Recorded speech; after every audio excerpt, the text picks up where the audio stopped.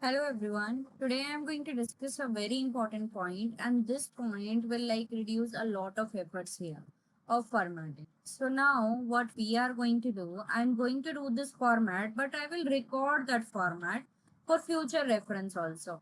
So we have this option of cell style. I will go to this new cell style and just take an example. I am creating a format named Sony. In this, I am taking this format as general format only. In the alignment, I am mentioning center as well as middle here, like center only, and I need rep text information. After that, I need font of Aptos display that should be bold, 14 of size, color should be white, and then we have this border also outline.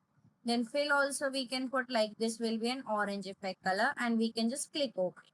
Once we click OK, you can see as of now there is no change, but in the cell style it is recorded now with my name. And if I am clicking, you can see how it is changing this information. See, so this is a recording part. Please try this information for rest of the data and let me know in the comments.